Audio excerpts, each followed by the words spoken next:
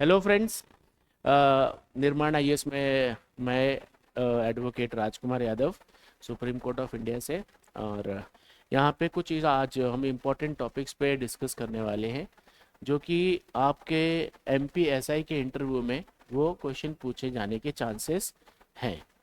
और ऐसा इसलिए है क्योंकि हम जिस सेवा में जा रहे हैं उसमें एटलीस्ट हमें बेसिक जानकारियाँ होनी चाहिए कि जिस सेवा में हम जा रहे हैं वहाँ क्या होता है, प्रोसीजर क्या है, किस सेक्शन की क्या ग्रेविटी है, और इस ग्रेविटी के हिसाब से ही हम आगे के काम को करते हैं। तो ये सारे प्रोसेस एक एक करके जानते हैं।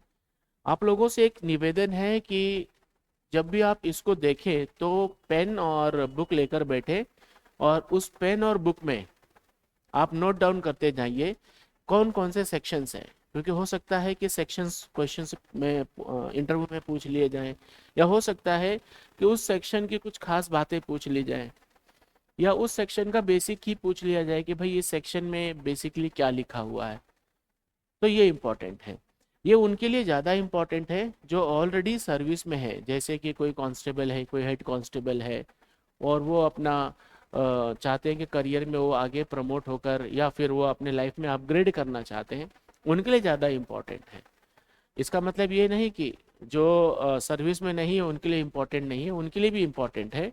बट एक समय के लिए हम ऐसा मान सकते हैं कि अगर जो सर्विस में नहीं है उनको सेक्शन नहीं पता या प्रोसीजर नहीं पता, तो हो सकता है कि इंटरव्यूअर उनको माफ़ कर दे। लेकिन अगर आप सर्विस में हैं और आपको प्रोसीजर नहीं पता, तो ये क्षमा योग्य गलती नहीं होगी। तो दोनों के लिए इम्पोर्टेंट है। इम्पोर्टेंस आप अपने हिसाब से डिसाइड कर लीजिए।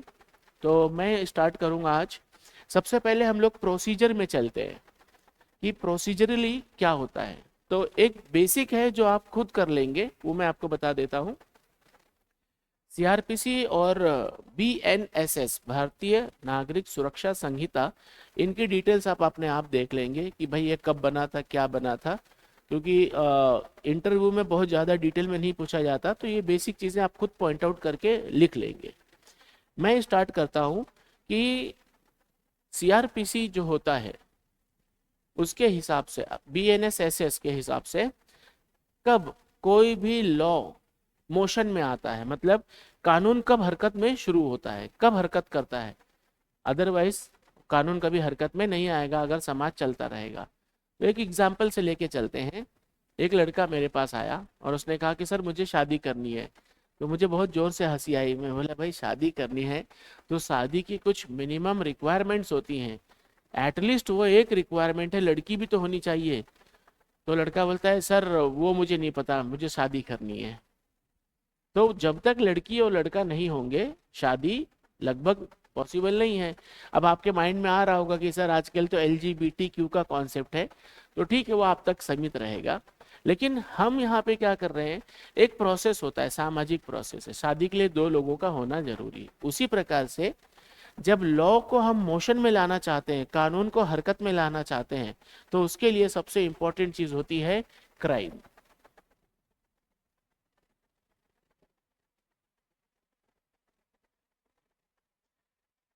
जब तक कोई घटना नहीं घटती है तब तक पुलिस, न्यायालय, ये सब मोशन में नहीं, स्थिर रहते हैं। जैसे ही कोई घटना घटती है एक्शन में आ जाते हैं, पुलिस भी एक्शन में आ जाती है और न्यायालय भी एक्शन में आ जाती है। इसलिए सबसे इंपॉर्टेंट चीज है कि हमारे कोई ना कोई एक घटना घटनी चाहिए। अब इस घटना के घटने के बाद क्या होता है, इस घटना के घटने के बाद सारी प्रक्रिया शुरू होती है। हम एक एग्जाम्पल लेंगे और वहीं से प्रक्रिया की कहानी को शुरू करते हैं। सपोज एक क्राइम घटी, किसी ने, एक आदमी ने जैसे अभी एग्जाम्पल ले लेते हैं, शिकोहाबाद या कुछ हो सकता है, आप चेक कर लेना, एग्जैक्टली मुझे रिकॉल नहीं हो रहा है। एक आदमी था, वो 1.5 साल के बच्चे को पटक पटक के मार दिया। 1.5 साल के बच्चे को पटक पटक के उसने मार दिया। तो वहां पे उसने उस बच्चे का क्या किया है, मर्डर कर दिया है। जैसे ही मर्डर हुआ, अब पुलिस भी हरकत में आ जाएगी और कानून भी हरकत में आ जाएगा। तो मर्डर होने के बाद सबसे पहले हम क्या करते हैं, उसका कंप्लेंट जो है पुलिस स्टेशन में लिखाते हैं।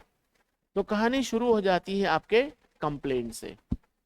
आप पुलिस स्टेशन में जाते हैं, कहते हैं कि भाई एक आदमी आया था, उसने इस बच्चे को पटक पटक के मार दिया। अब ये जो कंप्लेंट है उसके बाद यहां से शुरू होगा आपकी प्रक्रिया का कहानी। तो सबसे पहले क्या होना चाहिए किसी भी चीज के लिए? क्राइम, कोई भी एक एग्जाम्पल हो सकता है वो क्राइम। क्राइम के बाद क्या होगी? कंप्लेंट रजिस्टर होगी। यही कंप्लेंट एफआईआर में बदलती है। तो चलिए हम शुरू करते हैं कि प्रक्रिया क्या है। तो सबसे पहले शुरू करेंगे इन्वेस्टिगेशन की प्रक्रिया सीआरपीसी में।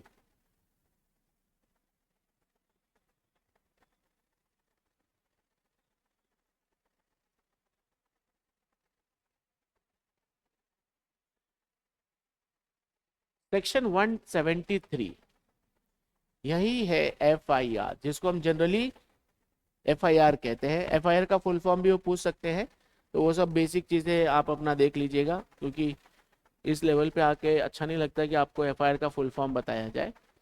तो सेक्शन 173 ऑफ बीएनएसएस क्या कहता है, इसके एक एक वर्ड्स को हम समझने की कोशिश करेंगे। यहाँ पे लिखा है एवरी इंफॉर्मेशन, हर प्रकार की सूचना। वो सूचना ऐसी हो सकती है कॉग्निजेबल ऑफेंस की हो सकती है, नॉन कॉग्निजेबल ऑफेंस की हो सकती है। कॉग्निजेबल का मतलब संज्ञेय अपराध की हो सकती है, नॉन कॉग्निजेबल मतलब असंज्ञेय अपराध की हो सकती है। तो कोई भी प्रकार की इंफॉर्मेशन हो, कोई भी प्रकार, इसलिए वहां पे लिखा गया एवरी इंफॉर्मेशन। किससे रिलेटेड होनी चाहिए? कमीशन ऑफ कॉग्निजेबल ऑफेंस, यानी कि संज्ञेय अपराध होनी चाहिए। संज्ञेय अपराध क्या होता है वो हम बाद में डिस्कस करेंगे। इररिस्पेक्टिव ऑफ एरिया, ये एक नया चीज ऐड किया हुआ है। यदि कोई घटना किसी भी क्षेत्र में होती है, इररिस्पेक्टिव उसका मतलब है कहीं भी हो, और अगर वो संज्ञेय अपराध है तो क्या होगा? Where the offence is committed may be given orally और इलेक्ट्रॉनिक। कहीं भी कोई घटना घटी हो, उस घटना की जानकारी इंफॉर्मेशन आपको पुलिस में देनी है। आप खुद जाकर बोल सकते हैं या ओरली जाकर बताएंगे। ओरली यानी कि अपनी मुंह जबानी आपने बताया कि मैंने इस घटना को ऐसे ऐसे देखा है, या फिर आप इलेक्ट्रॉनिकली मैसेज के द्वारा, ईमेल के द्वारा, मोबाइल से फोन करके आप बता सकते हैं कि सर मैं यहाँ से जा रहा था, ऐसी ऐसी घटना मैंने देखी है। तो वो इंफॉर्मेशन पुलिस के पास पहुंच जाती है। And if given to officer in charge of police station, अगर हमने उस घटना की जानकारी पुलिस को दी तब क्या होगा, वहां पे हम आगे चलते। अगर वो घटना ओरली दी गई है, आप पुलिस स्टेशन में गए और आपने कहा कि भाई ऐसी ऐसी घटना हो गई है, तो उसको लिखा किसी व्यक्ति के द्वारा, वहां पे जो भी डेप्यूटेड होंगे उस काम के लिए पुलिस ऑफिसर, वो उसको लिखेंगे। लिखने के बाद क्या होगा? अंडर हिज डायरेक्शन, किसके डायरेक्शन में? जो घटना का बयान कर रहा है कि किस प्रकार से घटना हुई है, यानी कि पुलिस वाला जो व्यक्ति वहां पर होगा, वो व्यक्ति अपने मर्जी से कुछ भी नहीं लिखेंगे। सारा का सारा उन्हीं के शब्दों में वहां लिखा जाएगा, और लिखने के बाद उनको फिर से पढ़ के सुनाया जाएगा। ये आपको ध्यान रखना है, ये प्रोसेस है। घटना होनी चाहिए, घटना की जानकारी पुलिस के पास होनी चाहिए। घटना की जानकारी देने के दो कंडीशन है, यानी कि घटना ओरली दी जा सकती है, घटना टेलीफोनिकली दी जा सकती है, फोन के द्वारा दी जा सकती है। अगर आप ओरली दे रहे हैं तो क्या होगा? उस घटना को पुलिस के जो व्यक्ति वहां पर डेप्यूटेड होंगे वो सुनेंगे और उसको लिखेंगे, और लिखकर फिर पढ़कर सुनाएंगे कि आपने इस घटना के बारे में ये जानकारी दी है। फिर क्या होगा? whether in writing or reduced to writing as aforesaid shall be signed by the person giving it। ये भी इंपॉर्टेंट है, तीसरी कंडीशन, कि जो व्यक्ति घटना की जानकारी दे रहा है उस व्यक्ति की वहां पे सिग्नेचर होंगे।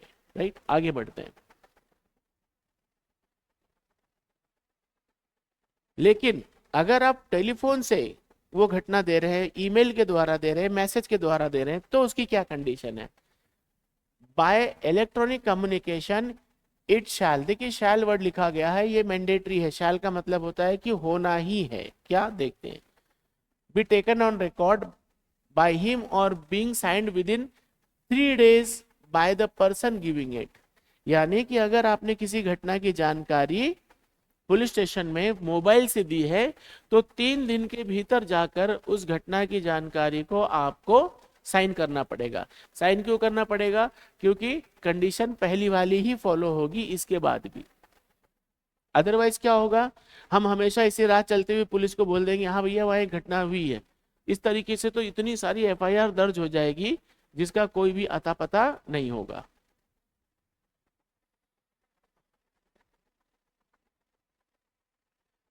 And the substance thereof, substance का मतलब है तो घटनाक्रम की जानकारी, thereof shall be entered in a book to be kept by such officer in such a form as the state government may prescribe in this behalf।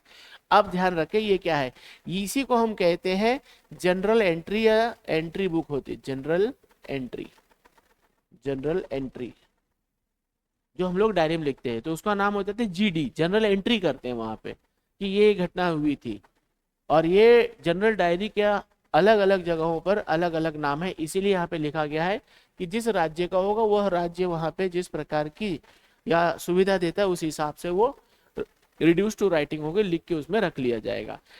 ये GD बड़ी important चीज है, जनरल डायरी ही में हर चीज लिखी होती है।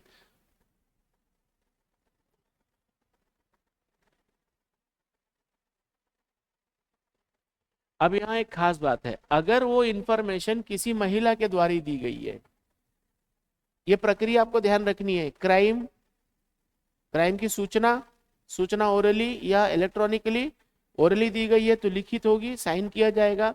Electronic है तो वो 3 दिन के भीतर उसको साइन करना होगा, लिखित रूप में तो वो भी होगा।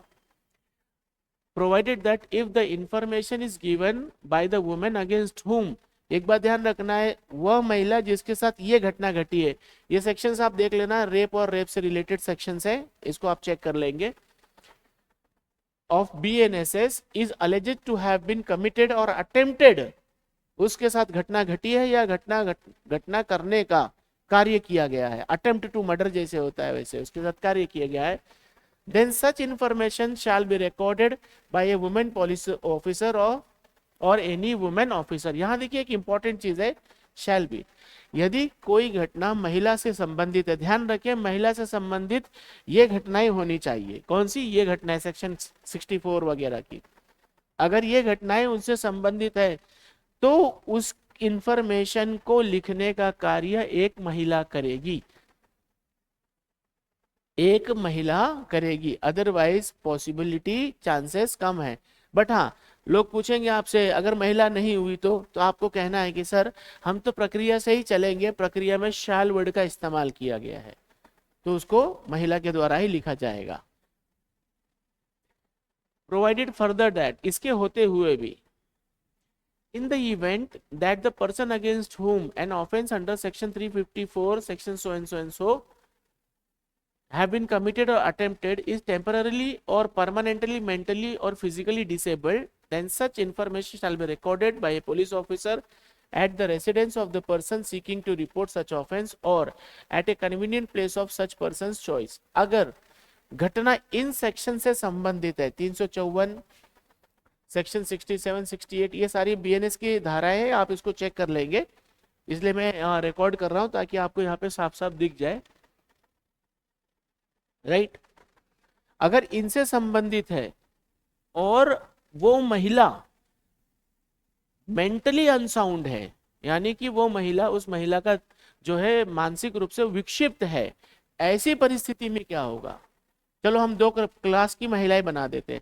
एक महिला है जो बहुत ही पढ़ी लिखी है और बॉडी से एबल्ड है, यानी कि उसके हाथ पैर आंख दिमाग सब काम कर रहा है, उसके साथ कोई घटना घट जाती है या घटना होने वाली होती है तो वो पुलिस स्टेशन जाएगी, अपना रिपोर्ट लिखाएगी।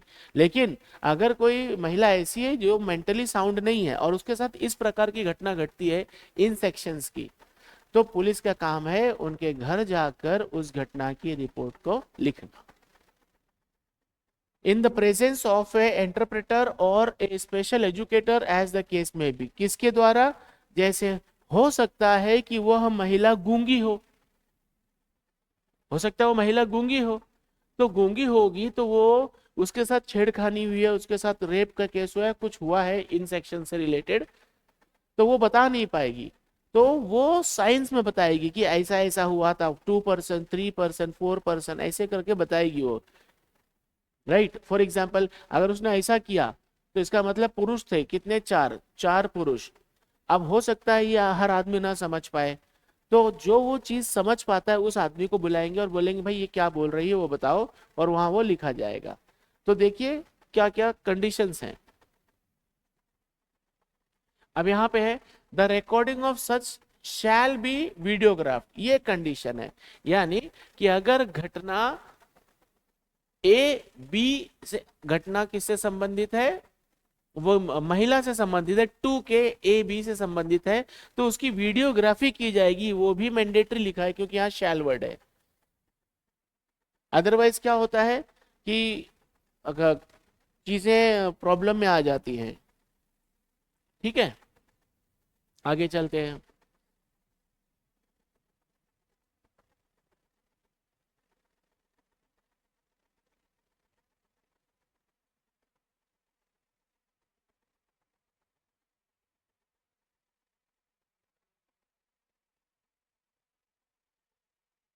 अब क्या हुआ कि आप पुलिस स्टेशन गए, आपने घटना की जानकारी दी, जो अधिकारी वहां पर थे उन्होंने मना कर दिया कि भाई मैं आपकी रिपोर्ट नहीं लिखूंगा। तब आपके पास क्या ऑप्शन होता है, क्या फिर कानून हरकत में आएगा या नहीं आएगा? तो हर चीज का एक तोड़ दिया गया है। यदि वो पुलिस वाला व्यक्ति आपको भगा देते हैं तब क्या होगा, देखो लिखा है एनी पर्सन, एनी मतलब कोई भी व्यक्ति, aggrieved by a refusal on the part of officer in charge station to record the information, तब क्या करेंगे आप, वह आदमी may send the substance of such information in writing and by post to the superintendent of police concerned। ठीक है, यानी कि आप एफआईआर दर्ज कराने गए, आपकी एफआईआर दर्ज नहीं हुई, तब आप क्या करेंगे, एसपी साहब के पास जाएंगे। वहां पर देखो दो कंडीशन है, राइटिंग एंड बाय पोस्ट, लिखित रूप में भी देना है और पोस्ट करके भी आपको वो सेंड करना है। उसके बाद क्या होगा, अब वो इन्फॉर्मेशन वहां तक पहुंच जाएगी, तब एसपी साहब उसको खोल के पढ़ेंगे, और पढ़ने के बाद अगर उनको लगता है सेटिस्फाइड, अगर उनको लगता है कि हाँ भाई साहब इसमें एक्शन होना चाहिए, तब क्या होगा, such information discloses the commission of cognizable offense shall either investigate the case himself or direct an investigation to be made by any police officer subordinate to him in the manner provided by the Sanhita, and such officer shall have the powers of an officer in charge of the police station in relation to that offense following, which may make an application under section 3 of section 175 to the magistrate। अब आपको पता चल गया, SP साहब ने बोला कि भाई घटना में ऐसा है केस कि आपका रजिस्ट्रेशन केस होना चाहिए, आप रजिस्टर करा लिए, फिर क्या होगा,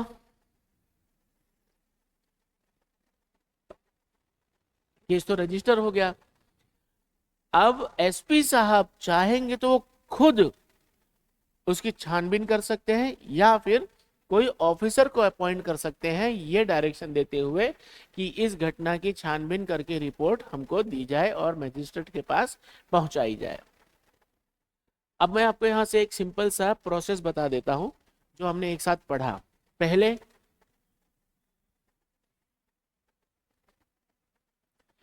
एक घटना घटी, क्राइम घटा, क्राइम की क्या होगी, इंफॉर्मेशन होगी, एक साथ आपको बता देता हूं याद रहेगा।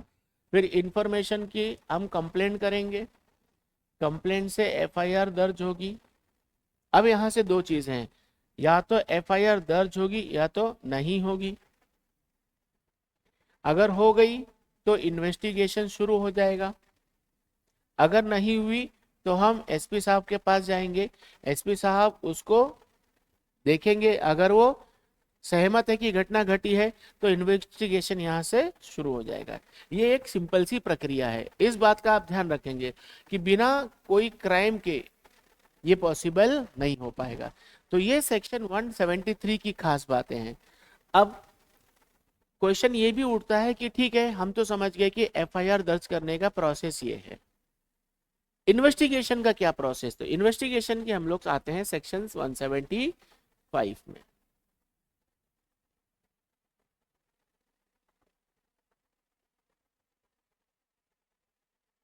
ये है सेक्शन 175, यहाँ पे साफ साफ लिखा है police officers power to investigate cognizable case, संज्ञेय अपराध की छानबीन।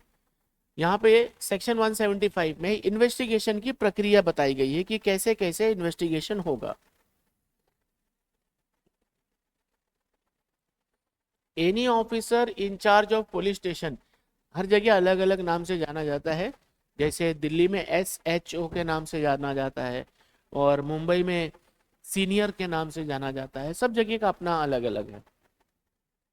में without the order of a magistrate investigate any cognizable case which a court having jurisdiction over the local area within the limits of such station would have power to inquire into or try under the provision of chapter 14। ये क्या कह रहा है? ये कह रहा है कि भैया अगर कोई कॉग्निजेबल ऑफेंस है, 7 साल से ऊपर की सजा वाली चीज है, तो बिना मजिस्ट्रेट के ऑर्डर के ही जो इन्वेस्टिगेटिंग ऑफिसर है उस घटना का छानबीन कर सकते हैं। ये पावर कहां से आती है? सेक्शन 175 से।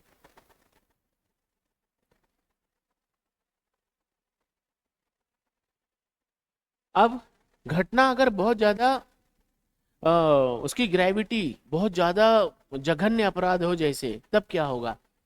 Provided that considering the nature and gravity, उसकी प्रकृति, जैसे आप सोचिए अगर हम वो शिकोहाबाद की बात करें, वो लड़का उस छोटे 1.5 साल के बच्चे को पटक पटक के मार दिया।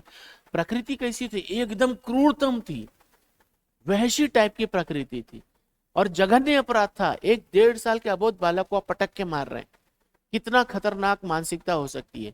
तो उसकी प्रकृति कैसी थी? बहुत ही भयावह थी। और ग्रेविटी एकदम माफ करने योग्य नहीं। किसी का गला दबा के मारना और किसी को कूच कूच के मारने में आप सोचिए ग्रेविटी कितनी हाई होगी। उसके हिसाब से अगर कोई घटना घटती है तो एसपी साहब खुद उसकी इंक्वायरी कर सकते हैं, या रिक्वायर दैट डीएसपी साहब को वो कहते हैं कि भैया इस घटना की इंक्वायरी आप करेंगे।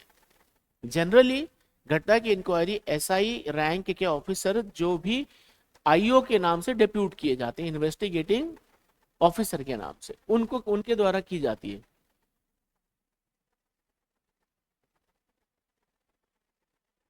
ये कह रहा है no proceeding of a police officer. देखिए यहाँ पे लिखा है ए पुलिस ऑफिसर, हर वर्ड का ध्यान रखना है। ए पुलिस ऑफिसर का मतलब तो कोई भी पुलिस ऑफिसर हो सकता है। No proceeding of a police officer in any such case shall at any stage be called in question on the ground that the case was on which such officer was not empowered under this section to investigate। अगर ऐसी घटना की जानकारी लेके कोई भी अधिकारी काम कर रहा है तो आप ये क्वेश्चन नहीं उठाएंगे कि ये व्यक्ति ये घटना की जानकारी लेने का अधिकारी नहीं है।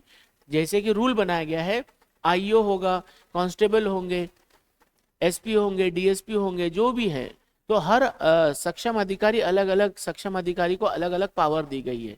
लेकिन अगर ऐसी कोई घटना होती है तो सिर्फ इसलिए कि यह व्यक्ति, जैसे मान लेते हैं उस घटना की जानकारी सबसे पहले किसी कांस्टेबल को मिली, तो आप बोलेंगे कि कांस्टेबल अधिकारी नहीं है, जो सक्षम अधिकारी नहीं जो इन्वेस्टिगेशन कर सकता है।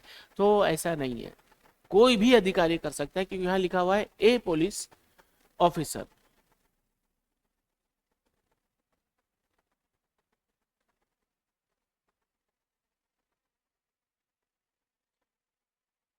अब आते हैं हम लोग, मैं यहाँ पे खोली इंपॉर्टेंट चीजों को बता रहा हूं। प्रोसीजर ऑफ इन्वेस्टिगेशन, प्रक्रिया क्या है किसी भी इन्वेस्टिगेशन की। इन्वेस्टिगेशन बहुत ही इंपॉर्टेंट पार्ट होता है क्रिमिनल प्रोसीजर में, क्योंकि बिना उसके कोई पॉसिबिलिटी नहीं होती कि आप किसी को सजा दिला सको। इन्वेस्टिगेशन में हम क्या करते हैं देखते हैं। If from information received FIR और अदरवाइज, या एफआईआर रिसीव नहीं हुई है, आपको मोबाइल सूचना आ गई कि वहां एक मर्डर हुआ, तो एफआईआर तो दर्ज नहीं हुई, तो आप वहां जाते हैं। An officer in charge of a police has reason to suspect the commission of offense which he is empowered under section 175 to investigate। यानी कि उस अधिकारी को लगता है कि मैं सक्षम अधिकारी हूं, इस चीज की इन्वेस्टिगेशन कर सकता हूं, तब he shall forthwith send a report to same to the magistrate। वो क्या करेगा? उस घटना की पूरी जानकारी एक पेपर में लिख के मैजिस्ट्रेट साहब को वो दे देंगे। Empower to take cognizance. अब यहाँ पे है संज्ञान पे, कॉग्निजेंस का मतलब संज्ञान में लेना। कि आप उनको बता दिए। अब उनको लगेगा कि हाँ इस घटना के बारे में जानकारी चाहिए, तो आगे कहानी चलेगी। अगर मजिस्ट्रेट साहब को लगा कि नहीं ये संज्ञान में लेने लायक चीज नहीं, इसको यहीं बंद कर दो, तो वो घटना वहीं पे खत्म हो जाती है। Of such offence upon A police report and shall proceed in person or shall depute one of his subordinate officers not being below such rank as the state government। अब देखिए यहाँ पे है सबॉर्डिनेट ऑफिसर को वो कर, suppose कि एक घटना है और एसएचओ साहब को पता चल गई, तो एसएचओ साहब क्या कर सकते हैं, उसको मजिस्ट्रेट साहब को देंगे। मजिस्ट्रेट साहब ने संज्ञान लिया और कहा कि घटना है भाई, इसकी छानबीन करवाओ। तब एसएचओ साहब क्या करेंगे, जिस जिस प्रकार से उनको पावर दिया गया है कि आप किस आदमी को, किस रैंक के व्यक्ति को आप रख सकते हैं जो उसकी छानबीन करेगा, उसको वो दे सकते हैं, या फिर वो घटना की छानबीन खुद भी कर सकते हैं। बाय जनरल और special order prescribe in this behalf to proceed to the spot, घटना स्थल पे जाएंगे, वहां पे वो जानकारी निकालेंगे किसकी, फैक्ट की और सरकमस्टांसेस की, यानी कि उस घटना की और उस घटना के घटने के परिस्थितियों की।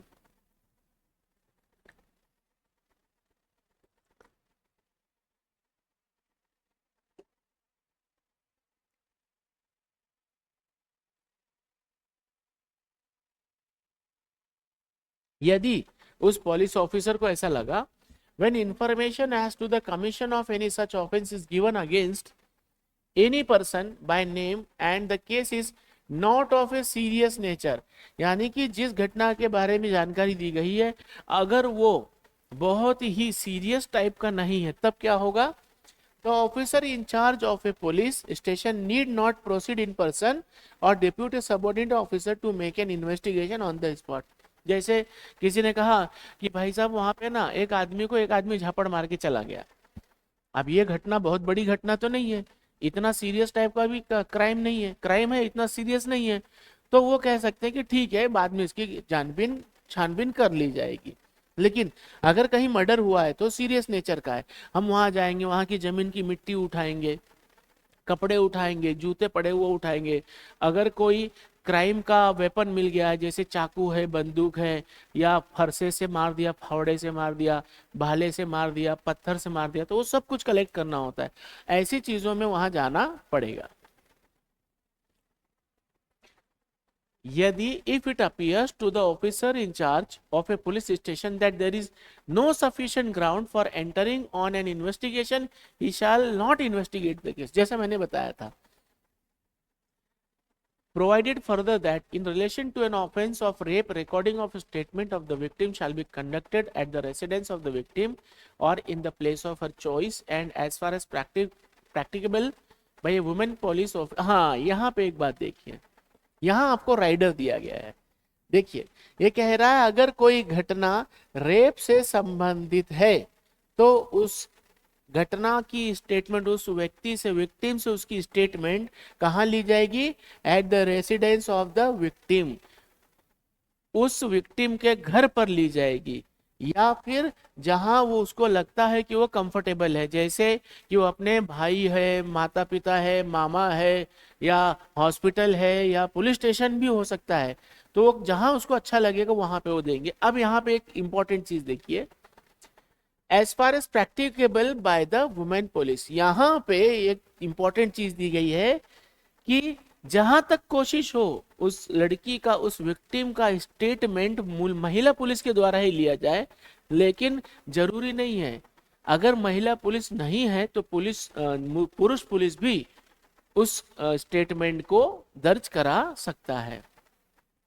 In presence of her parent और गार्डियन और नियर रिलेटिव और social worker of the locality. एक चीज इंपॉर्टेंट है कि उसकी घटना उसके घर पर जब जाते हैं तो उसके माता पिता के सामने हो, या उसके अभिभावक हो, माँ बाप मर गए हैं तो ऐसे लोग जो आसपास हो, अगर कोई नहीं है तो उसके सगे संबंधी, जो उसके सबसे करीबी सगे संबंधी है, या वो भी नहीं है तो वहां के सामाजिक कार्यकर्ता जो सोशल वर्कर है उनके सामने ये रिपोर्ट, वो स्टेटमेंट लिखी जाएगी। यहाँ पे राइडर दिया गया है, यहाँ पे रेप केस में जरूरी नहीं है कि स्टेटमेंट लेने वाला व्यक्ति महिला ही हो, बट कोशिश की जाए अगर महिला है अवेलेबल तो महिला ही होनी चाहिए।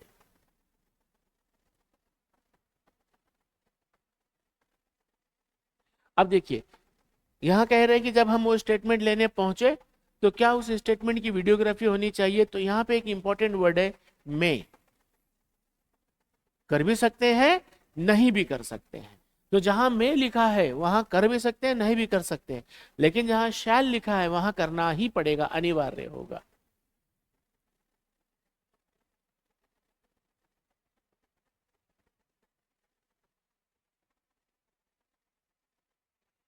अब हम ऐसी घटना की बात करते हैं, इन्वेस्टिगेशन। ऐसी घटना की इन्वेस्टिगेशन जहां क्या होगा, on receipt of every information relating to the commission of offence which is made punishable, which is made punishable for 7 year और मोर। यानी कि ऐसी घटना जिसमें सजा 7 साल से अधिक है, तब क्या होगा, the officer in charge of a police station shall, देखिए ये है इंपॉर्टेंट, मैंडेटरी है, from such date as may be notified within a period of 5 years by the state government in this regard, cause the forensic expert to visit the crime scene to collect forensic evidence in the offense, and ये है and also cause videography of the process or mobile phone और any other electronic device. अगर ऐसी कोई घटना जिसमें सजा 7 साल से अधिक, यानी कि उम्र कैद भी हो सकती है या फांसी भी हो सकती है, 8 साल, 10 साल, 20 साल भी हो सकती है, ऐसी घटना में पुलिस ऑफिसर को लगता है कि भैया वहां पे जो साक्ष्य है उनको जमा करना है, तो शैल लिखा है, वीडियोग्राफी भी करनी पड़ेगी और उस वहां से कलेक्ट किए गए मटेरियल के लिए कोई स्पेशलिस्ट है, जैसे बॉम्ब ब्लास्ट होता है तो बॉम्ब स्पेशलिस्ट स्क्वाड बुलाया जाता है, ऐसे ही अगर मर्डर हुआ है तो क्राइम सीन पे मर्डर स्पेशलिस्ट लोग बुलाए जाते हैं, वो वहां से सब कुछ एक एक करके डिटेल निकाल कर ले जाते हैं। तो ये जरूरी है, ये करना पड़ेगा आपको। लेकिन अगर मान लो कि फॉरेंसिक एक्सपर्ट अवेलेबल नहीं है, तब क्या होगा, provided that where forensic facility is not available in respect of any such offense, the state government shall, until the facilities in respect of that matter is developed or made in the state, notify the utilization of such facility of any other state। हाँ, अगर नहीं है तो वह राज्य क्या करेगा, एक नोटिफिकेशन जारी करेगा और कहेगा, जैसे उदाहरण के तौर पे हम मानते हैं कि यदि मध्य प्रदेश में फॉरेंसिक लैब नहीं है या फॉरेंसिक एक्सपर्ट्स नहीं है, तो वो पहले से लिख देगा कि हमारे करीबी राज्य उत्तर प्रदेश से आप इस प्रकार की सुविधा का लाभ ले सकते हैं। ठीक है, अब आते हैं सबसे इंपॉर्टेंट, अब तक हमने क्या पढ़ा वो जान लेते हैं। एक क्राइम, क्राइम की इंफॉर्मेशन ओरल इलेक्ट्रॉनिक लिख दी गई, एफआईआर दर्ज हो गया, एफआईआर के बाद इन्वेस्टिगेशन, इन्वेस्टिगेशन की प्रक्रिया, जब इन्वेस्टिगेशन पूरी हो जाती है तब क्या होता है, उस पर चलते हैं।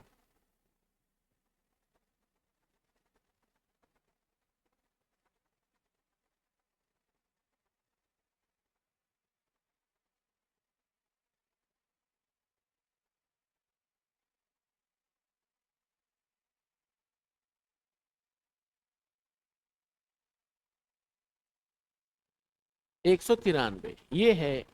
Next, report of police officer on completion of the investigation.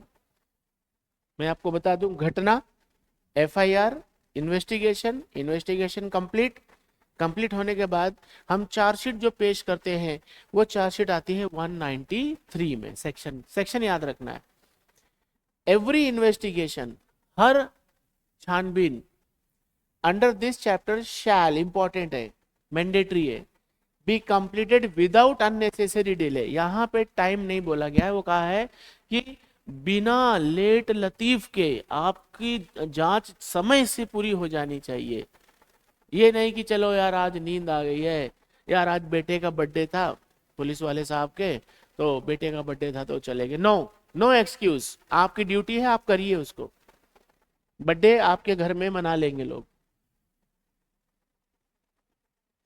The investigation in relation to an offence under section 64, आप देख लेना बीएनएस के सेक्शन क्या क्या है वो, और section 10 of protection of sexual POCSO का है, shall be completed with in 2 month. हाँ, ये देखिए यहाँ पे एक टाइमलाइन ड्रॉ किया गया है, यदि घटना रेप या रेप से रिलेटेड चीजों की है, या यदि घटना पोक्सो से संबंधित है, तो 2 महीने के भीतर यानी कि लगभग 60 दिन के भीतर आपकी चार्जशीट पेश हो जानी चाहिए from the date on which the information was recovered recorded by the police officer in charge of the police station.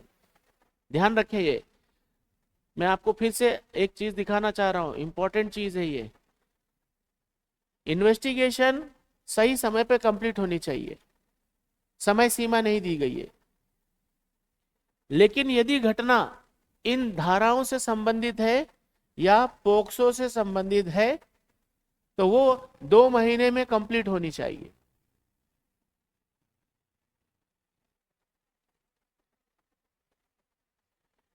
अब क्या हुआ कि चार्जशीट बन के तैयार है, इतनी मोटी। अब वो चार्जशीट कहां जाएगी? न्यायालय में।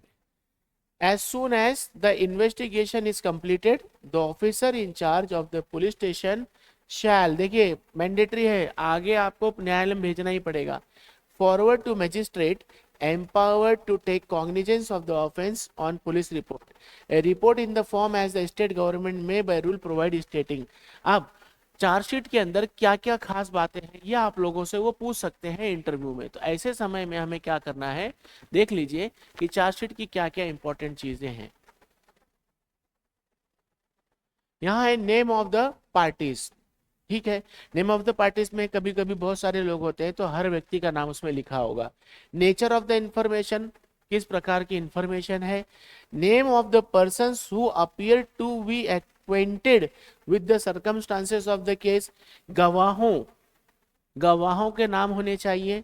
Weather any offence appears to have been committed and if so by whom, अगर कोई घटना ऐसा हो सकता है कि की जा सकती है तो किसके द्वारा की जा सकती है, उनका नाम होना चाहिए। Whether the accused has been arrested, जिसने घटना की है क्या वो अरेस्ट किया गया है। Whether the accused has been released on his bond, यदि अरेस्ट हो गया है तो क्या उसे उसके बॉन्ड पर उसको रिहा कर दिया गया है। And if so whether with और विदाउट सिक्योरिटी, यदि छोड़ दिया गया है तो क्या उसके गवाही के लिए किसी का श्योरिटी लिया गया है। Whether the accused has been forwarded in custody under section 190, यदि उसे पकड़ लिया गया है तो क्या उसे पुलिस कस्टडी या जुडिशियल कस्टडी, जो कि धारा 190 के हिसाब से होनी चाहिए, उसे भेज दिया गया है। यानी पुलिस ने पकड़ा, पुलिस पकड़ के न्यायालय में ले गई। न्यायालय दो जगह की कस्टडी दे सकती है, पुलिस कस्टडी या जुडिशियल कस्टडी। पुलिस कस्टडी में पुलिस स्टेशन में जाएंगे, जुडिशियल कस्टडी में वो जेल में जाएंगे। Whether the report of medical examination of women has been attached, क्या अगर घटना इन चीजों से संबंधित है तो क्या उसकी मेडिकल रिपोर्ट, रेप की मेडिकल रिपोर्ट उस चार्जशीट में अटैच की गई है या नहीं।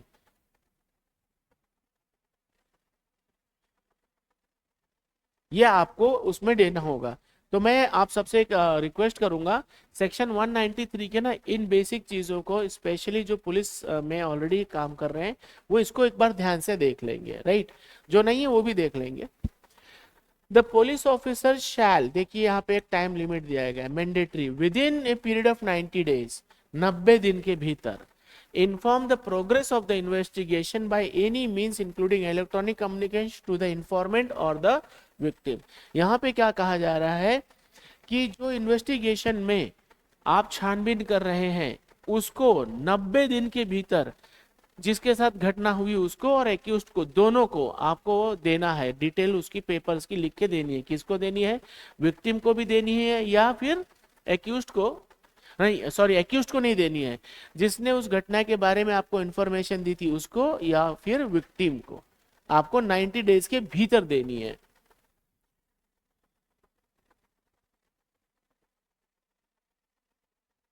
बाकी की डिटेल एक बार आप चेक कर लेंगे, जो इंपॉर्टेंट है वो मैं बता रहा हूँ।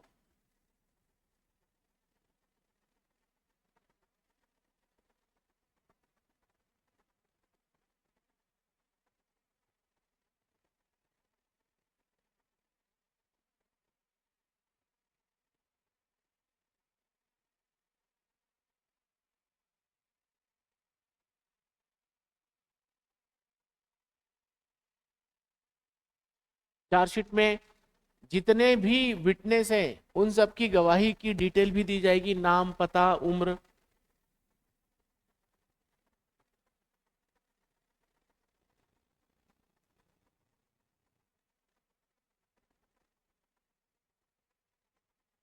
अब ये इंपॉर्टेंट है। मान लीजिए कि घटना घटी, चार्जशीट आपने दायर कर दी। चार्जशीट दायर करने के बाद पुलिस की लगभग प्रक्रिया खत्म हो जाती है, न्यायिक प्रक्रिया शुरू होती है। लेकिन कुछ समय बाद ये पता चला कि इसमें और भी कुछ नया निकल के आ रहा है। तो क्या एक चार्जशीट फाइल होने के बाद दोबारा चार्जशीट फाइल होगी, जिसको हम कहते हैं एडिशनल चार्जशीट? तो उसके लिए 193 का सब क्लॉज 9 क्या कहता है? Nothing in this section shall be deemed to be precluded, यानी कि आपको रोक नहीं रहा है दूसरी चार्जशीट फाइल करने से। Further investigation in respect of an offence after a report under section 3 has been forwarded to the magistrate, and whereupon such investigation the officer in charge of the police station obtains further evidence oral documentary he shall forward to the magistrate further reports on। यानी कि यहाँ पे आपको additional chargesheet की ताकत है। हो जाता है ना कभी कभी कि हम इन्वेस्टिगेशन कर रहे हैं और हमें 90 दिन में जमा करना था, हमने जमा कर दिया। महिला के और पोक्सो के केस में 2 महीने में जमा करना था, हमने कर दिया।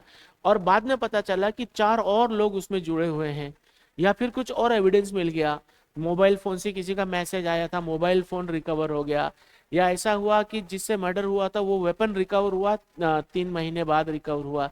तो क्या एक बार आपने चार्जशीट सबमिट कर दी तो आपका काम खत्म है? नहीं। अगर पता चल जाता है तो फिर से उसको आप एक अलग से एडिशनल चार्जशीट लगाएंगे under 193 sub clause sorry sub section 9 में, और मजिस्ट्रेट को पेश कर देंगे कि सर इसमें कुछ और भी नई चीजें आई हैं, कृपया करके आप इनको भी संज्ञान में ले लें।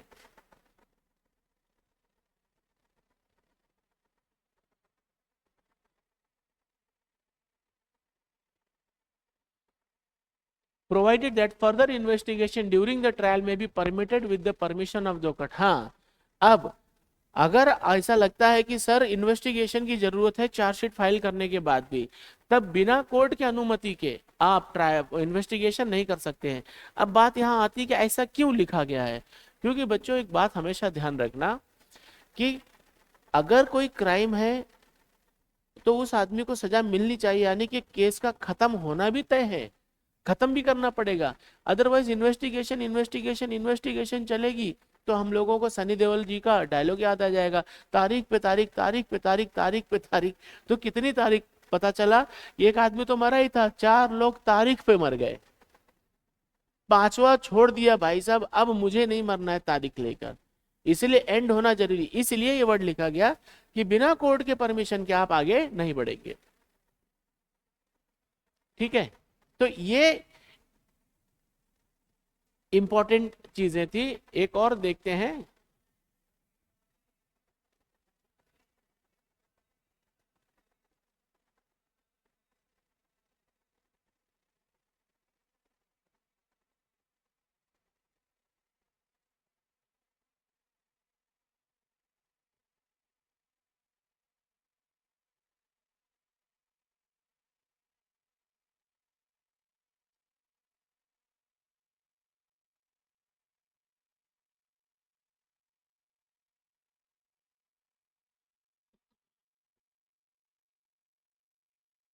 ठीक है, अब हम चलते हैं जो दूसरा इंपॉर्टेंट एरिया हमारा BNS। अब यहाँ पे मैं आपको एक बात बताऊं, इंटरव्यू में एक क्वेश्चन पूछेंगे कि क्राइम्स को किस हिसाब से बांटा गया है। तो एक क्राइम है मेजर क्राइम, किसी का मर्डर कर देना, किसी का रेप कर देना, किसी को गंभीर चोट पहुंचाना, ऐसे क्राइम को मेजर क्राइम होता है। तो मैं पहले वो सेक्शंस आपको बताऊंगा जो मेजर क्राइम्स में आते हैं, बड़े बड़े जघन्य अपराधों में आते हैं। और सबसे पहला BNS का सेक्शन है 101 मर्डर। मर्डर हम किसको कहते हैं?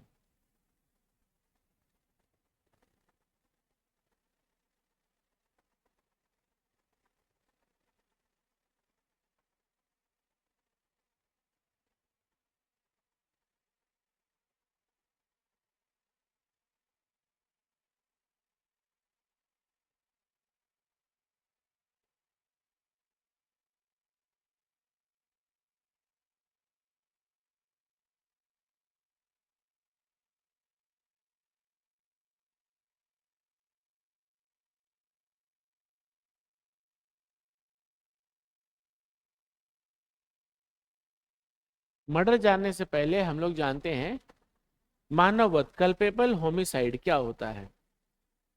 इसको आप ध्यान से देखिए। हुएवर, कोई भी व्यक्ति, कॉजेस डेथ, किसी ने किसी को मार दिया, बाय डूइंग एन एक्ट, कोई घटना, मतलब कोई एक्ट का मतलब होता है किसी तरीके। सपोज एक एग्जांपल लेते, एक आदमी ने पत्थर एक को मार दिया।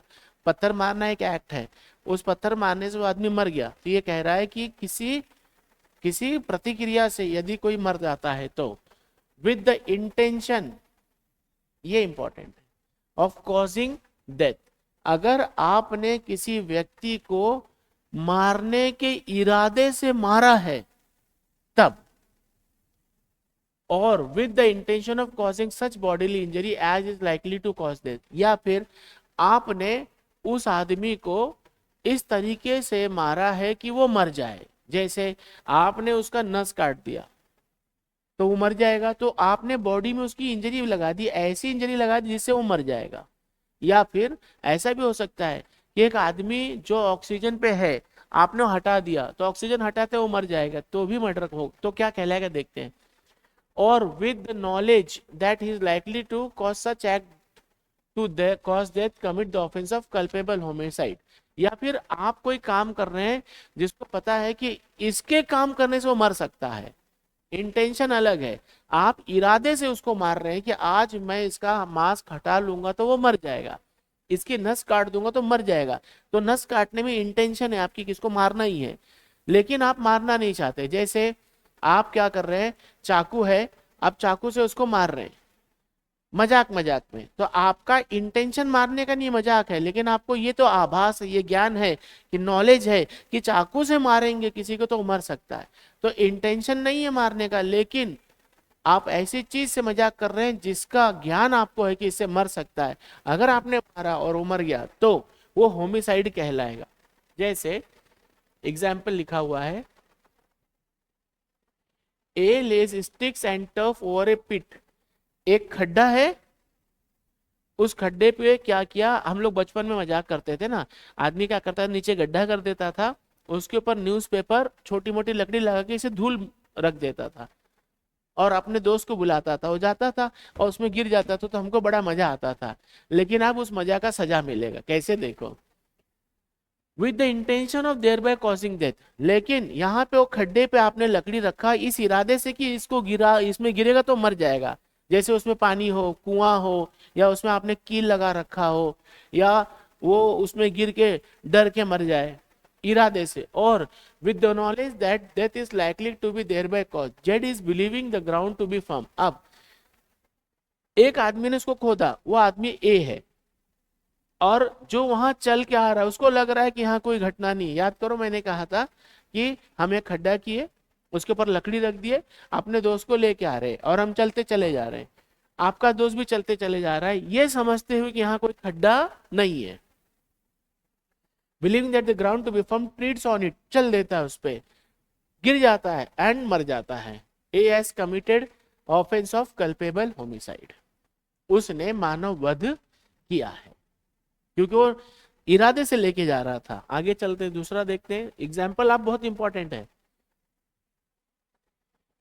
ए knows that to be behind the bush, जैसे हम लोग छुपा छुपी खेल रहे हैं, हाइड एंड सीक, और आप किसी झाड़ी के पीछे छुप गए हैं और मुझे मालूम है, और फिर मैं यहां से गोली मार देता हूं और बाद में कहता हूं सर मुझे नहीं पता था वो झाड़ी के पीछे छुपा। ध्यान रखना है क्या लिखा है, ए नोज जेड, ए को मालूम है कि वो झाड़ी के पीछे छुपा है, मालूम है, आभास है, ज्ञान है।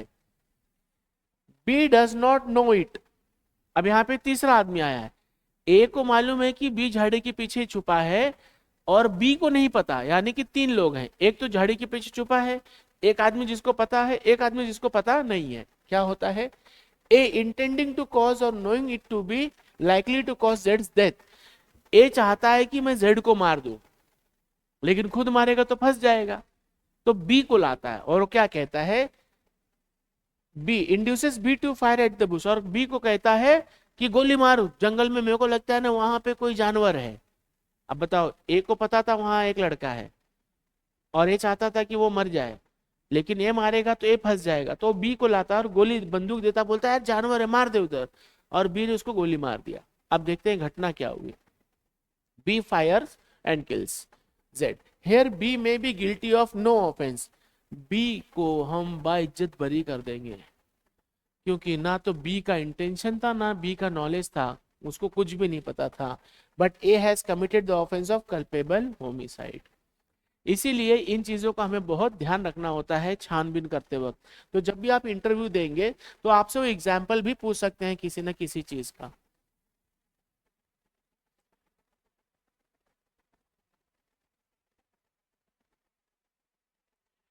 ए जो है एट ए फाउल, एक पंछी पर उसको मारने और उसको चुराने के इरादे से गोली मारता है। ध्यान रखना है, ए पंछी को मार रहा है कि उसको गोली लगी, गिरेगा तो मैं चोरी करके भाग जाऊंगा।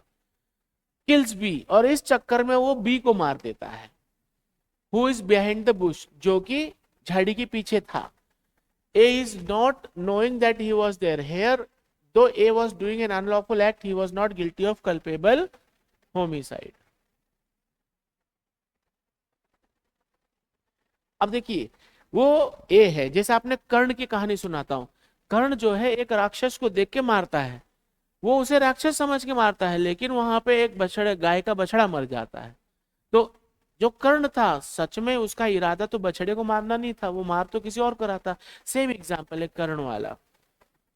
ए जो है उसको लगता है कि झाड़ी के पीछे पंछी है, उसको नहीं पता कौन है, वो मारता है।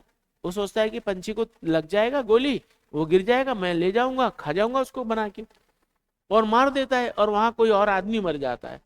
तो जब ये वहां जाके देखता है और पुलिस उसको पकड़ती है तो वो सब कहानी बताता है। जज साहब को पता चलता है, जज साहब उसको बाइज्जत बरी कर देते हैं, क्योंकि वो बी को मारना ही नहीं चाहता था।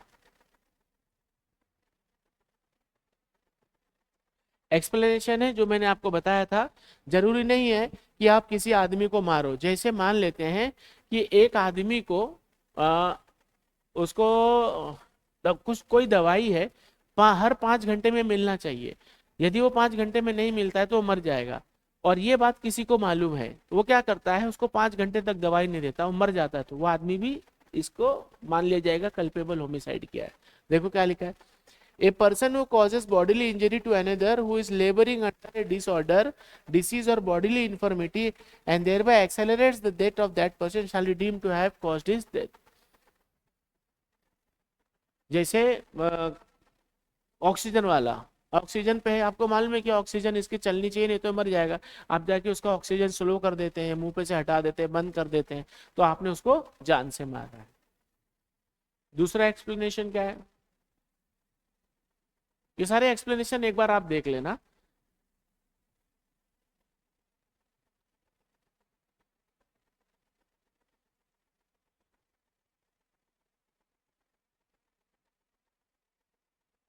अब ध्यान रखेंगे, 100 अलग था और 101 अलग था। 101 में ना आप मार रहे हैं, लेकिन मारने के इरादे से नहीं मार रहे हैं, आप उसको इसलिए मार रहे हैं कि उसको मैं चोट पहुंचा के चला जाऊंगा और वो मर जाता है। लेकिन अगर आप accept in the cases herein after accepted culpable homicide is murder, जैसा कि ऊपर बताया गया है, अगर उसको हम हटा दें तो हर कहानी एक मर्डर के रूप में देखी जाएगी, हत्या के रूप में देखी जाएगी। वहां पे मानव हत्या थी, यहाँ पे हत्या है। Right. If the act by which the death is caused is done with the intention of causing death, यदि आप मारने के इरादे से ही, आप लोग बोलते हैं ना, चल भाई कौन मारा, आज तो उसकी कहानी खत्म कर देंगे, तलवार लिए गए और ये घपा घप मारे, मर गया, या गर्दन ही काट दिए, बोले तूने भाई को मेरे हाथ लगाया ना, अभी तेरा मैं मर्डर ही कर दूंगा, ऐसा गर्दन काट दिया। तो आपका इरादा वहां मारने के लिए ही जाना था, आप मारने के लिए गए और आपने मार दिया, तो आपने मर्डर किया है।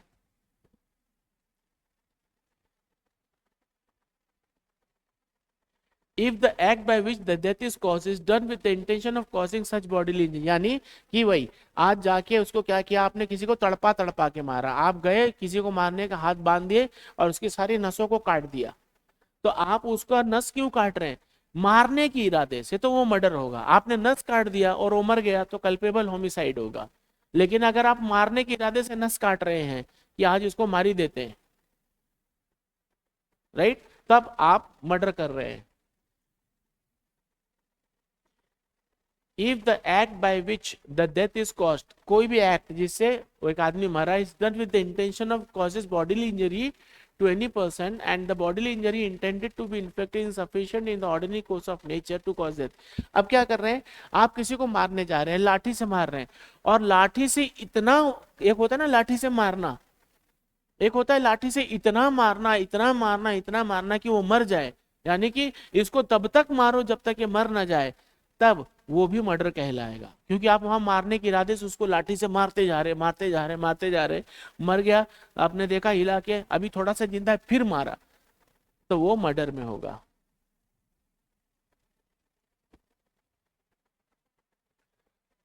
If the person committing the act by which the death is caused knows that, यहाँ पे देखिए नॉलेज है, पहले तो इंटेंशन, आप मारने की इरादे से गए थे और आपने मार दिया तो मर्डर है।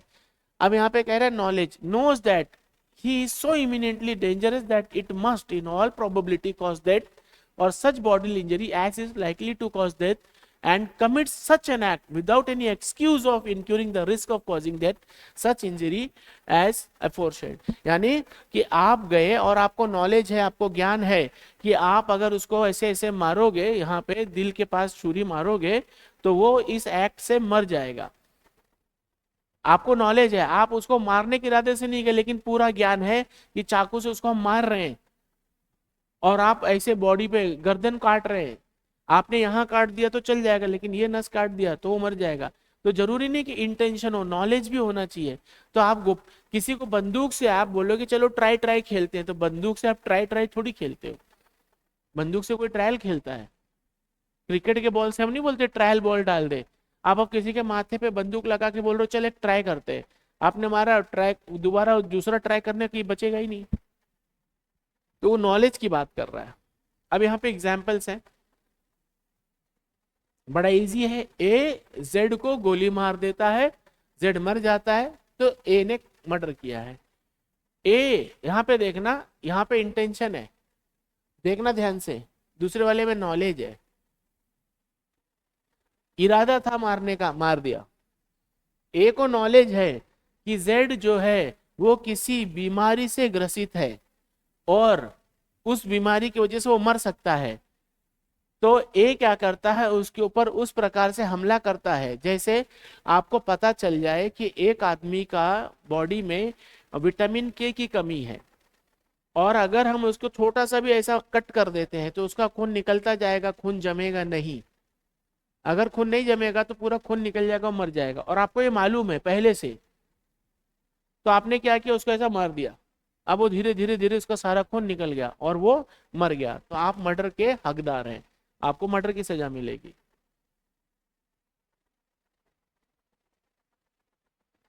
ए क्या कर रहा है, जान इरादतन जेड को तलवार से मारता है या लाठी से मारता है, इतना मारता है, सफिशिएंट इतना मारता है कि वो मर जाए।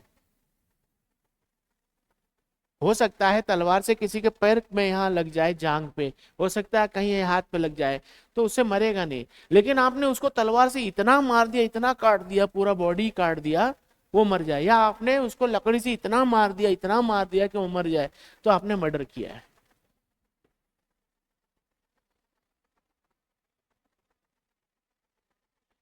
ए बिना किसी कारण के फायर से लोडेड कैनन, तोप जिसमें गोला है, उसको मार देता है, और वो कई लोगों को मार देता है, या फिर कई लोगों पे गोला चलाता है, उसमें से एक मर जाता है। अब एक बात बताओ, आप तोप चलाओगे तो आदमी तो मरेगा ही, तो आपने मर्डर किया है। आप ही नहीं बोलोगे कि सर मैं मारना नहीं चाहता था, मैं तो तोप पे खेल रहा था, खेलते खेलते हो गया, तो पुलिस बोलेगी ठीक है चलो अब जेल में खेलो। ठीक है, ध्यान रखना है।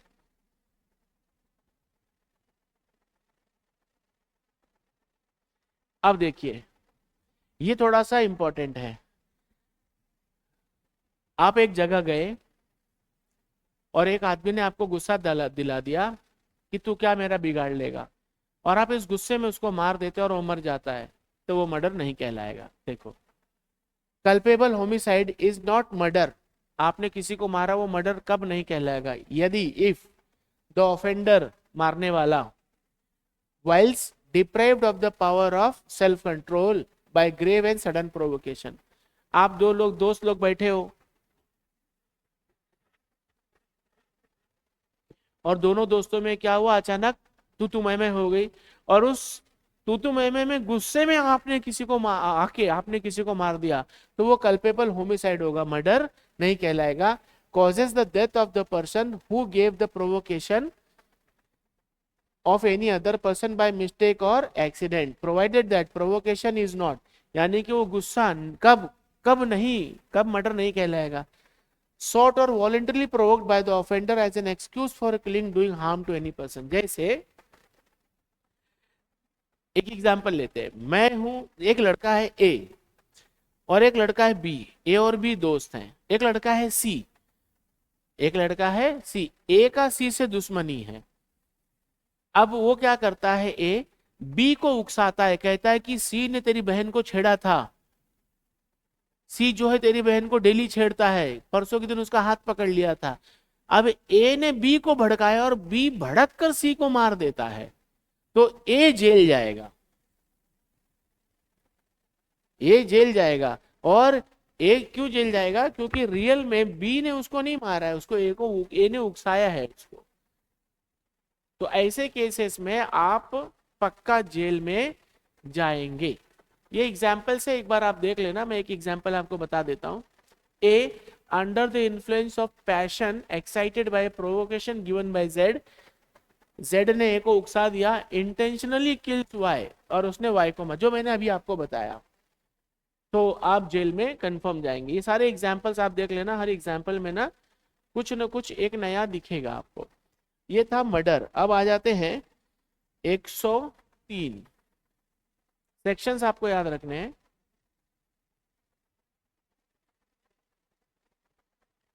103 में सजा दी गई है मर्डर की, ध्यान रखें, मर्डर की। जो भी मर्डर करेगा उसे मौत की सजा मिलेगी या आजीवन कारावास मिलेगा, and shall also liable to be fine, और उसको जुर्माना भी भरना पड़ेगा। ये सजा जो है किस सेक्शन में दी गई है, 103 में दी गई है। चलिए अगला इंपॉर्टेंट सेक्शन देखते हैं। अगला इंपॉर्टेंट सेक्शन है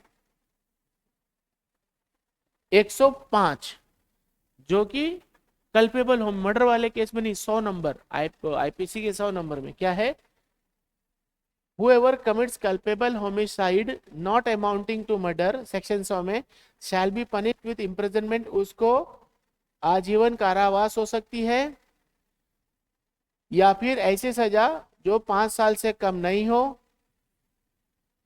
जो कि 10 साल तक बढ़ाई जा सकती है, और उसे जुर्माना भी भरना पड़ सकता है। यानी कि यहाँ पे 3-4 सजा मिल सकती है। जैसे हो सकता है 5 साल की मिल जाए, 6 साल की मिल जाए, 7 साल की मिल जाए, 10 साल की मिल जाए, या जीवन कारावास भी मिल जाए, लेकिन आपको मृत्यु की सजा नहीं मिलेगी। मृत्यु की सजा मिलेगी मर्डर वाले केस में, यानी कि धारा 101 के अंतर्गत, बीएनएस के।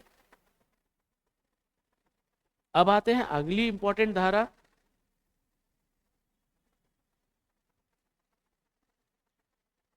ये जनरली इसको आईपीसी में दफा 307 कहा जाता था। क्या होता है देखिए, अटेम्प्ट टू मर्डर, मर्डर किया नहीं है लेकिन आपने मारने के लिए, मर्डर करने के लिए एक कोशिश की। whoever does any act, कोई भी आदमी कोई भी कृत्य कार्य करता है विथ इंटेंशन और नॉलेज, ध्यान रखें ये इंपॉर्टेंट है। आप अपने इरादे से गए कि आज मैं उसका मर्डर कर दूंगा, लेकिन वो मरा नहीं, लेकिन इंटेंशन मर्डर का था, तो दफा 307 लगेगी। And under such circumstances that if he by that act cause death, he would be guilty of murder, shall be punished with imprisonment of either for a term which may extend 10 साल।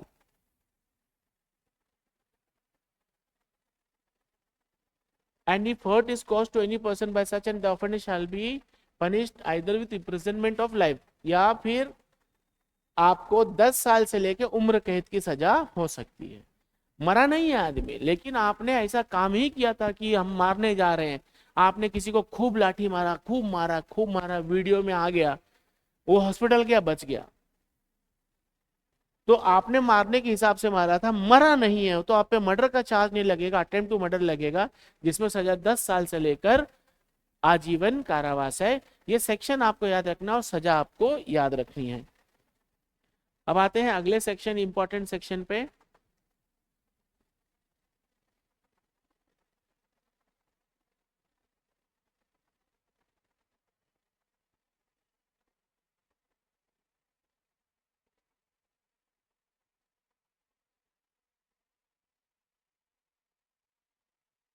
Voluntary causing hurt, grievous hurt, यानी कि आप जानबूझकर किसी को बहुत ही गंभीर चोट पहुंचा रहे हैं। हुएवर वॉलेंटरीली, जानबूझकर, वॉलेंटरी मतलब जानबूझकर, causes hurt if the hurt which he intends to cause or knows himself to be likely to cause his is grievous hurt, and if the hurt which he is caused is grievous hurt is said to be voluntary caused grievous hurt। ये कह रहा है कि आप किसी के पास गए और आपने उसको गंभीर चोट पहुंचाने के हिसाब से और इरादे से गए और आपने खूब मारा, किसी को आपने पकड़ के ऐसे मुंह पे मारना शुरू कर दिया कि उसका मुंह ही फोड़ दूंगा, या किसी से लाठी को मारना चालू कर दिया कि उसको इतना चोट पहुंचे कि उसको याद रहे। नहीं होता, हम जाते हैं ना, आज तेरे को मैं सबक सिखाऊंगा, और आपने खूब मारा, उसको चोट लग गई। ध्यान रखना है, आप मारने के इरादे से नहीं पहुंचे हैं वहां, आप उसको चोट पहुंचाने के इरादे से पहुंचे हैं, तो आप इस धारा के अंतर्गत आपको सजा मिलेगी। एक्सप्लेनेशन, जैसे हम यहाँ पे एक्सप्लेनेशन छोड़ो, ये एग्जाम्पल देखो आप। A intending of knowing himself to be likely permanently to disfigure Z's face, A जानबूझकर Z का चेहरा खराब करने के इरादे से gives a blow to which does not permanently disfigure Z's face, तो उसको मार देता है ऐसे मुक्के से, जो उसका चेहरा तो नहीं बिगाड़ता लेकिन वो मारने के इरादे से गया था, but which causes Z to suffer severe bodily pain for the space of 15 days।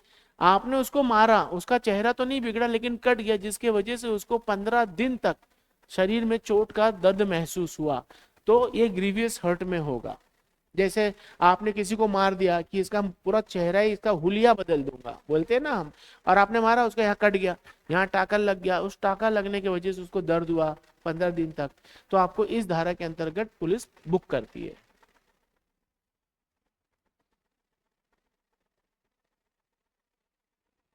और एक इंपॉर्टेंट धारा जो बीच में छूट गई थी, मैं आपको दिखा दूं, ये थोड़ा सा इंपॉर्टेंट है।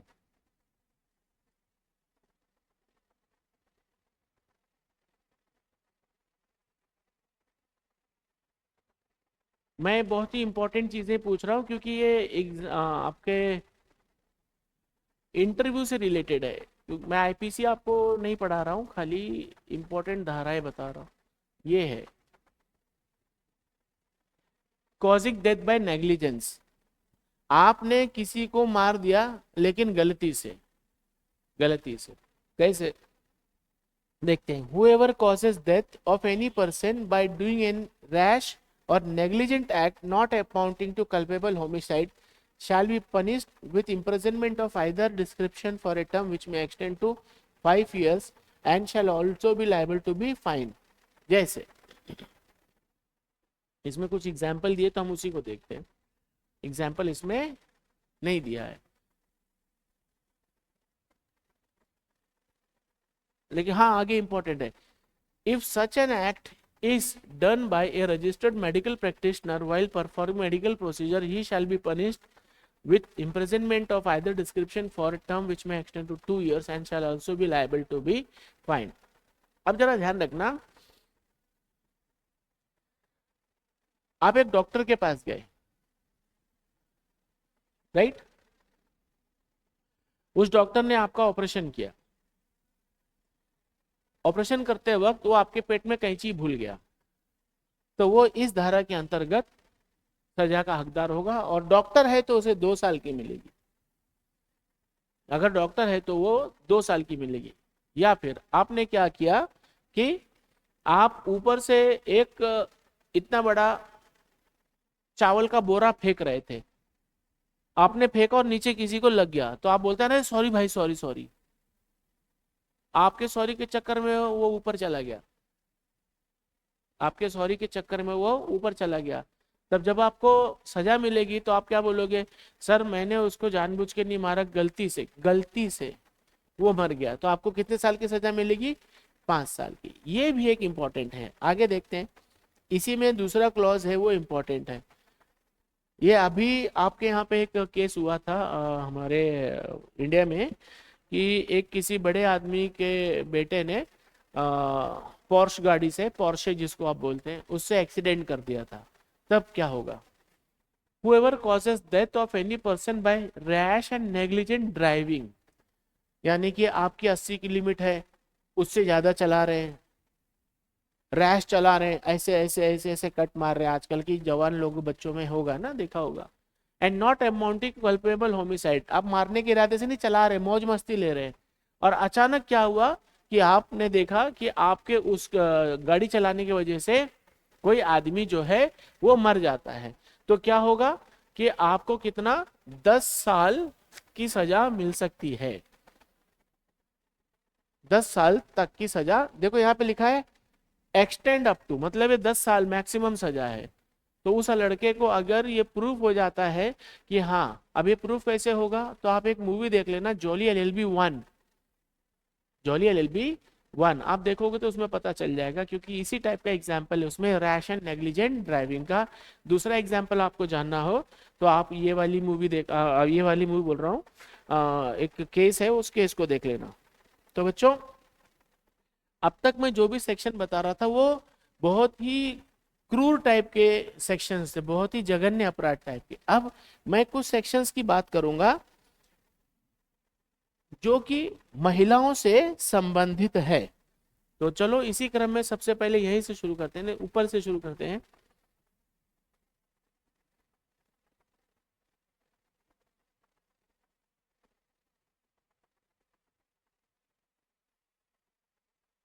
ये ध्यान रखें, महिलाओं से संबंधित क्राइम्स है, ये अलग से क्वेश्चन आपसे पूछ सकता है वो।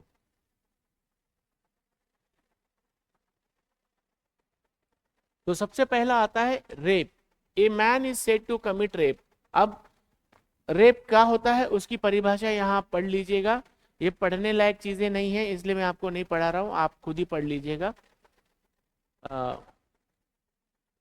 बट इसमें जो इंपॉर्टेंट चीजें वो मैं डिस्कस कर देता हूँ कि रेप रेप कब कहलाता है। जब जिसके साथ रेप हुआ है उसकी मर्जी के खिलाफ हो, उसके बिना सहमति के हो,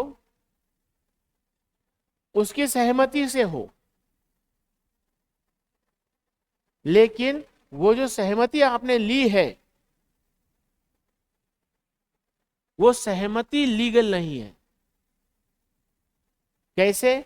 आपने क्या कहा, अगर तू मेरे साथ ऐसा काम नहीं करेगी तो मैं तेरे भाई को जान से मार दूंगा। तो वो उस भाई को बचाने के लिए वो अपनी इज्जत से खिलवाड़ करवाती है, तब भी आप रेप का वो कंडीशन होगा। आप ये नहीं बोलेंगे कि ये खुद मेरे पास चलकर आई थी। हाँ वो आई थी, लेकिन उसके चल के आने के पीछे इंटेंशन कुछ और थी। चौथा, यदि उसकी कंसेंट है, और मान लेते हैं उसकी कंसेंट है, when the man knows that he is not her husband and that her consent is given because she believe that she is another man.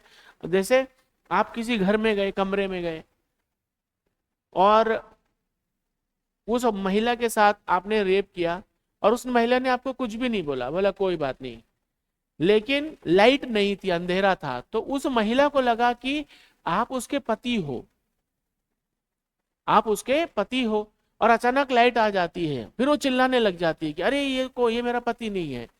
तो आप ये नहीं बोलोगे कि नहीं सर, ये तो मेरे साथ जब रेप की घटना घट रही थी तो इसने खुद नहीं बोला था, क्योंकि वो आपको पति समझ के बोल रही थी, लेकिन आप उसके पति नहीं है और आपको पता है कि ये मेरी पत्नी नहीं है, तब आपकी मर्जी आपका रक्षा नहीं करेगी। दूसरा, आपने क्या किया कि एक ऐसी लड़की जो दिमाग से थोड़ा सा विक्षिप्त थी, उसको बोला कि चलो हम लोग खेलते हैं, और आपने उसके साथ रेप कर दिया। तो आप बोलोगे कि नहीं सर, ये तो खुद ही मेरे साथ खेलने आई थी और उसने ऐसा ऐसा किया। तो आप, ये प्रूव हो गया कि अगर वो लड़की विक्षिप्त है तो आप जेल में जाएंगे रेप के केस में। या फिर आपने क्या किया, एक अच्छी पढ़ी लिखी लड़की, उसको शराब पिला दिया, शराब पिला कर उसको नशे में कर दिया, और फिर आपने पूछा कि मैं तुम्हारे साथ रेप करूं, तो उसने बोल दिया हाँ ठीक है, कोई इशू नहीं है। और जब होश आता है और वो आपके ऊपर रेप का केस करती है, और आप कहते हैं कि सर इसने तो खुद ही बोला था, आपने वीडियो बना लिया कि हाँ देखो ये वीडियो में बोल रही है कि कोई इशू नहीं है, आप तो मेरे साथ ऐसा काम कर सकते हो, लेकिन वो उस समय नशे में नहीं थी और आपने उसको नशा पिलाकर उसका कंसेंट लिया था, तो भी आप जेल में जाएंगे। विथ या without her consent when she is under 18 years of age. आप एकदम पढ़ी लिखी लड़की, एकदम समझदार है, उसकी मर्जी से है, लेकिन वो 18 साल से नीचे की है, और वो लड़की खुद भी कह रही है कि नहीं नहीं मैं इसे अपने मर्जी से की थी, तब भी आप जेल में जाएंगे। आपकी पूजा पाठ पूरी होगी, कुछ छूटेगा नहीं। या फिर जब वो कंसेंट देने लायक नहीं हो, जैसे छोटी बच्ची हो, बूढ़ी हो, गूंगी हो, अंधी हो, राइट। इसके आगे हम लोग नहीं पढ़ेंगे।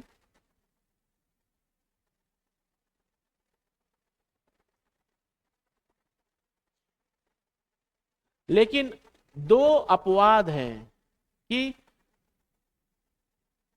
कंसेंट होने न होने पर भी ये रेप नहीं माना जाएगा। यदि कोई डॉक्टर इस प्रकार का कोई कार्य करता है जो उसे करना पड़ रहा हो, जैसे आप मेडिकल चेकअप कराने कब जा रहे हो और आपके वो प्राइवेट पार्ट्स पर वो कुछ हाथ अप्लाई करता है या 2 फिंगर टेस्ट करता है, ऐसा कोई भी कार्य करता है, तो वो रेप नहीं माना जाएगा।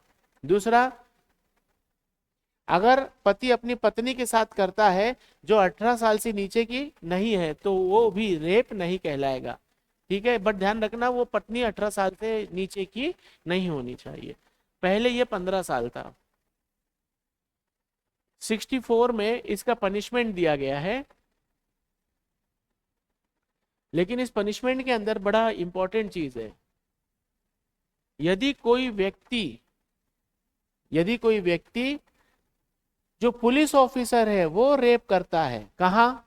पुलिस स्टेशन में रेप करता है,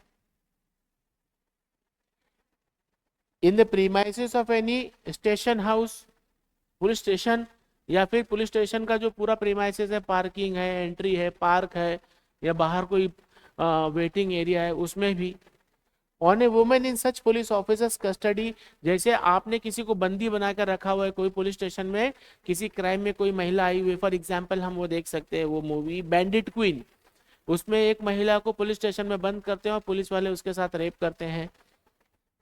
in the custody of police officer, या फिर आप being a public servant, IPS हैं, आईएएस हैं, एसडीएम हैं, बाकी है, ऑन रेप, इस टाइप की घटना आगे इसमें पढ़ लेना, मैं आपको इन शॉर्ट बता रहा हूं।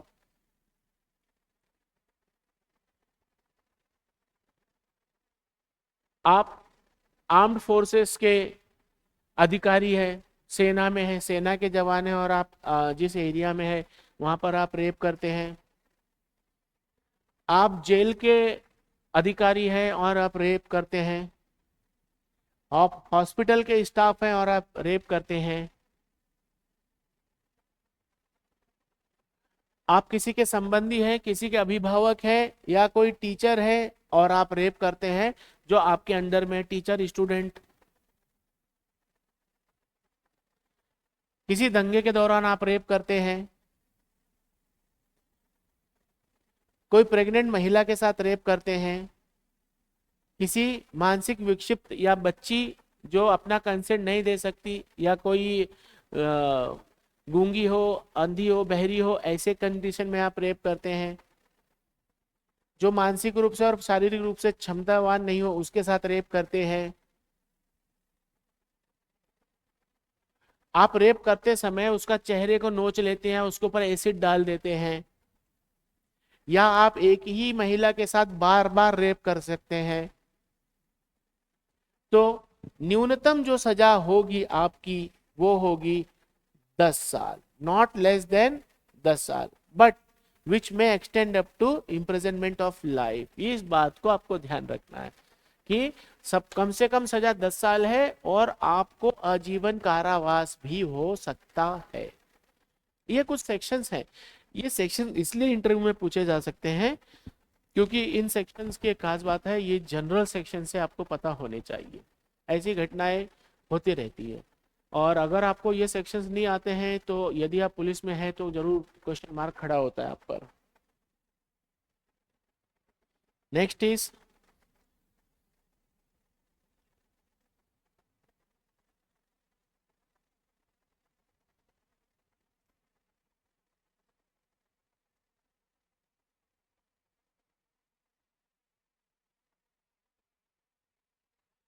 एजोल्ट और use of criminal force to women with intent to outrage her modesty. किसी महिला के अस्मिता के साथ छेड़छाड़ करना या उस पर ऐसा कुछ मारपीट करना जिससे उस महिला के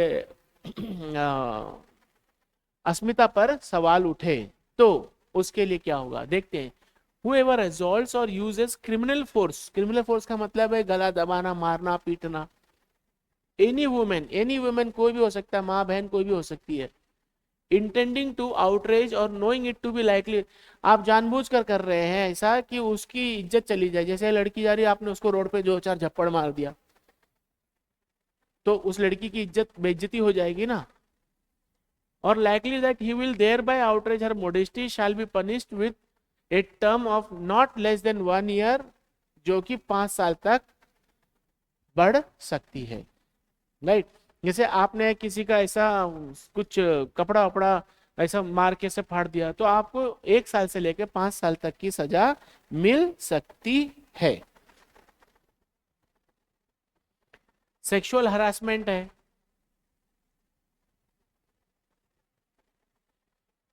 ये आप इसको देख लीजिए। जैसे आपने किसी लड़की पर सेक्सुअली रिमार्क, हम लोग नहीं जाते हुए लड़कियों को कुछ ना कुछ उल्टा फुल्टा बोल देते हैं, तो जो लोग इस तरीके का घटना करते हैं उनके साथ क्या सजा होगी इसके अंदर सब कुछ दिया हुआ है।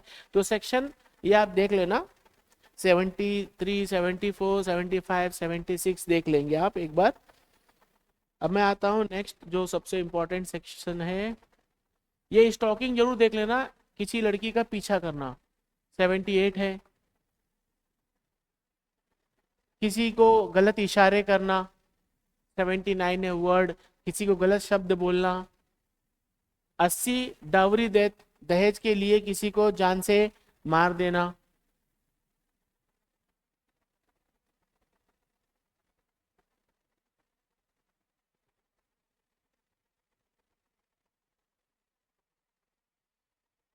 ये है 498 ए, जिसको हम लोग आईपीसी में देखते हैं। क्या कह रहा है, हस्बैंड या उसके संबंधी जो कि किसी महिला को यानी कि पत्नी को, पत्नी को पति के द्वारा या उसके संबंधियों के द्वारा प्रताड़ित किया जा रहा हो, क्रुएल्टी की जा रही है, तब इस केस में क्या होगा, subject to such women to cruelty shall be punished with imprisonment for a term which में extend to 3 years and shall be liable to be fine. अब देखिए यहाँ पे पहले 7 साल से ऊपर की सजा थी, लेकिन अब इसमें क्या कर दिया है, 3 साल कर दिया है, यानी कि इसको नॉन कॉग्निजेबल ऑफेंस में डाल दिया है। तो अब इसके लिए पहले मजिस्ट्रेट की जरूरत होगी और फिर आपके ऊपर एफआईआर दर्ज होगी, छानबीन होगी, तब अरेस्ट किया जाएगा। राइट,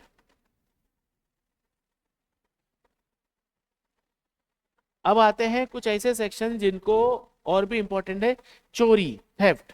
तो हमने एक मेजर क्राइम, दूसरा वुमेन से रिलेटेड क्राइम और तीसरा है चोरी की घटना। चोरी की घटना में आते हैं,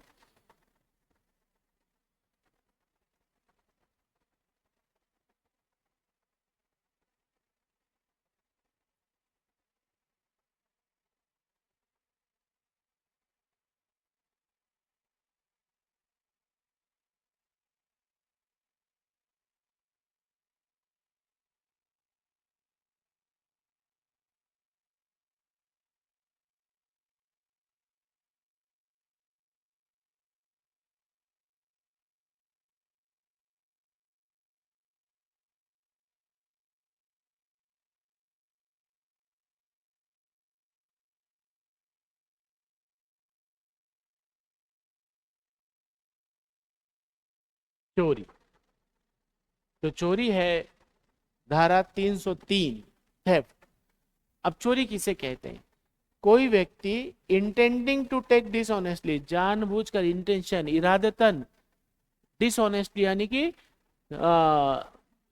ईमानदारी से नहीं, बेईमानी से, एनी मूवेबल प्रॉपर्टी, मूवेबल, जैसे मूवेबल का मतलब होता है जैसे आपका मोबाइल यहाँ रखा हुआ है तो ये मूवेबल है ना, हटा सकते हैं हम, तो मूवेबल प्रॉपर्टी हो, शर्ट है, बाइक है, कुछ भी, out of the position of any person, उसके पोजीशन से हटा लेता है, लेके चला, विदाउट दैट पर्सन कंसेंट। ध्यान रखना ये, अगर मेरा मोबाइल मैंने आपको दिया है और आप लेके चले गए तो आप चोरी नहीं किए, लेकिन आप मेरा मोबाइल मेरे मर्जी के बिना उठाकर लेके चले जाते हैं तो वो चोरी कहलाती है। Move that property in order to such taking is said to have committed theft. अब इसके एक्सप्लेनेशन है, थोड़ा ये इंटरेस्टिंग एक्सप्लेनेशन होते हैं, इसको हम लोग एक एक करके देख देते हैं।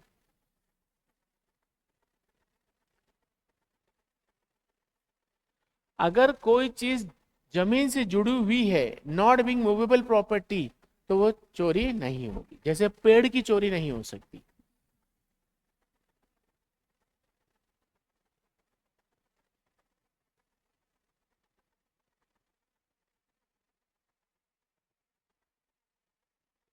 एग्जाम्पल में आते हैं चोरी की। ये इंटरेस्टिंग है क्योंकि यहीं से हमें पता चलेगा कि चोरी किसको कहते हैं।